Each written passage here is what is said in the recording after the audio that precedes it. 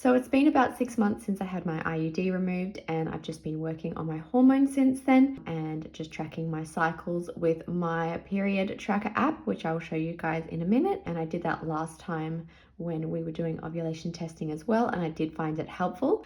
The last 3 periods I've had have been between 28 days and 33 days, which is amazing. I'm so excited that I was able to work hard to get my cycles to a more regular length. So if you've never done ovulation testing, I'm using the First Response tests. I used them last time and I really like them. They are quite expensive. So this was 14 tests in a box, and I think it was about $40 Australian. You can buy big boxes of just the tiny strip tests online, and if I'd been more organized, I probably would have and should have done that. So they've got a little chart here that is intended to help you find the day that it is optimal to start testing. So the length of the cycle is up the top, and then the day that you should start testing is down the bottom. So at the moment I'm going with roughly 31 to 33 days. I'm not entirely sure. There's on the left is the cycle days.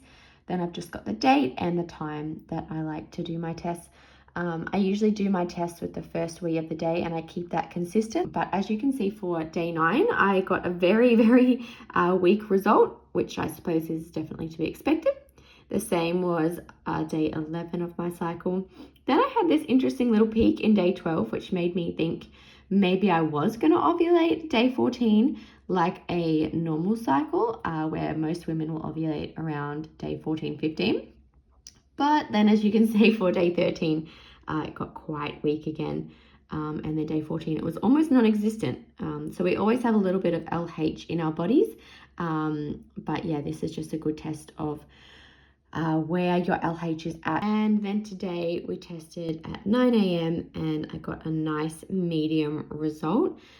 So what you're looking for a positive ovulation test, if you've never done one before, is you're looking for that left line, the test line, to be about the same, if not stronger, than that right line, that control line. So we're getting somewhere, but definitely not near that ovulation period. Maybe in 2 or 3 days, we will see that line get quite strong. So yeah, I'm really interested. I'll keep you guys updated. But once we do get that positive ovulation test, my egg should be dropping that day, if not the next day. So yeah, so I thought this morning I would do a little bit of a live test for you. So I've just done this test, and it is day 16 of my cycle and the 20th of July, and it's about 8 a.m. And these are the tests that I've done this week. And I'm super interested to see if this test is going to be any darker than yesterday's test. So far, it looks like it's coming in pretty strong. Maybe not as strong as an ovulation day. So it's been about 10 minutes, and like I guessed, I think today is pretty much the same as yesterday, which is great.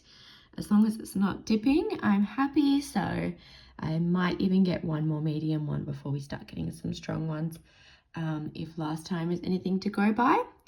But yeah, I will update you guys on the next couple tests soon. Welcome back, guys. It is the 21st of July and I haven't taken a test for today yet. I thought I'd do a little update on yesterday. So last night I was having quite a bit of pain in my lower right side, and I've never really been one to experience ovulation pain, or at least I never have noticed it before. I think last night I was ovulating. So I am going to do a test this morning. I'm super curious to see if this test will get any darker.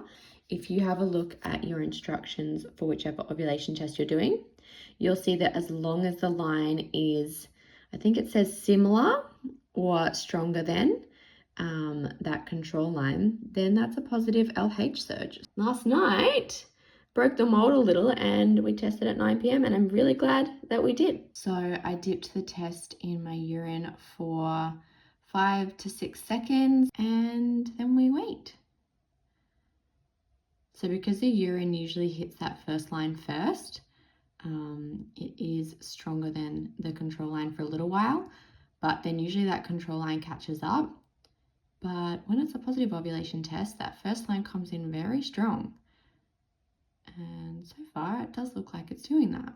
I'm not even seeing that control line yet. I can see the control line very, very faintly. Wow, this is coming up very, very strong. I find it usually takes like a good 10 minutes for the test to like finally settle, and that's when I kind of take it for what it is. But this is coming up very strong very quickly, and it looks like all the dye has been pulled to the left. Like you can barely see that control line. Wow, wow, wow, wow. Definitely looking like a very strong ovulation day, which is so exciting. I shouldn't be surprised at all. I definitely was having very, very strong ovulation pain. Well, it's been a decent 4 or 5 minutes and I feel like that result is super clear. I'm so happy. I felt like it was coming, but it's so nice to actually see it. I was a little bit nervous at the start of the cycle when I got that little peak, and then it went away and it was literally gone. And then 2 mediums, a strong one last night. So we got a medium and a strong in the same day. And then a positive one today. So day 17 is my ovulation day for this cycle. So exciting. That kind of tracks. Last time I had a 35-day cycle and I ovulated on day 21. And this time I would say I have a 31-day cycle and day 17. So it makes perfect sense. And like I said last night, my body was telling me that it was trying to release an egg. And I'm so glad I listened and took that test, because I was actually going to skip testing today, because I often get 3 or 4 of these medium ones. But look at that. My body was just like, whoop, it's go time. Let's do it. So very different set of tests than last time. Last night when we got that positive test, we definitely had sex, and today we'll do the same, and probably for the next few days just to really catch that window. Because when you get your positive ovulation test, it's usually an indication that you will actually release an egg within a day to 2. So that doesn't necessarily mean that my egg is dropping today. It most definitely might, maybe by tonight, but it's just an indication that my body is sending signals to my body to drop that egg. So yeah, it kind of means now's go time. So the next few days, yeah, good thing it's the weekend. Welcome back, guys, for another update. The LH didn't really drop. Last time after my peak, it dropped quite quickly. The next day was well and truly back to one of these medium tests, and then pretty much my LH disappeared like these ones. But this time it stayed quite strong, which is really interesting, and definitely made me feel a little bit nervous, because I believe that the LH does drop off quite quickly when you're pregnant. And when it stayed so strong for so long, I don't even have it dropping off because I ran out of tests. Yeah, it made me think that maybe this cycle wasn't our cycle. But thankfully, we tested yesterday and I am pregnant. So it was only 9 days DPO. And I don't even know if you guys can see that extremely faint line on that pregnancy test. But we took a digital just in case, because we weren't 100% sure with how faint that line is. But yes, I'm pregnant. So even though it was a very different set of tests than last time, it had the same happy result. But anyway, just goes to show it can be different every time. But thank you guys for coming along on this journey. I love doing this. I think it's really fun. I think this will be my last time doing this, but yeah, they're all on YouTube, so you're welcome to go look at them. And I'm pregnant now, so I've actually got a doctor's appointment this afternoon to go get my bloods done. But yeah, I must have implanted quite early, probably on day 6, because that has definitely come up positive, but very faint. And just remember, if your tests don't look like this, or if you do have PCOS and you find your LH stays quite high, that's okay. It doesn't mean you're not ovulating. It's just your hormones are a little bit different than somebody without PCOS. Always feel free to go and check with a medical professional, whichever medical provider that you feel comfortable with, and chat to them about ovulation. And in your TCC time, just make sure that you are looking after your mental health. For me, I really enjoy doing this because it does seem to work for me, even with PCOS. But please just remember that if it looks a little different for you, it's really important to protect your mental health. And yeah, just go and chat to your GP or somebody who can maybe get some blood tests or some ultrasounds, whatever it is that you need to check when your ovulation window is.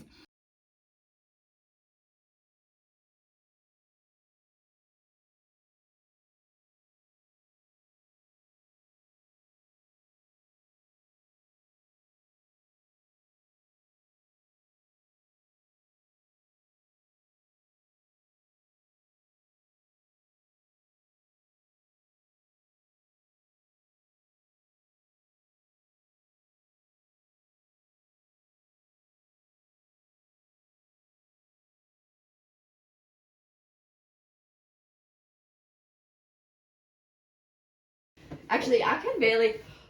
I saw it.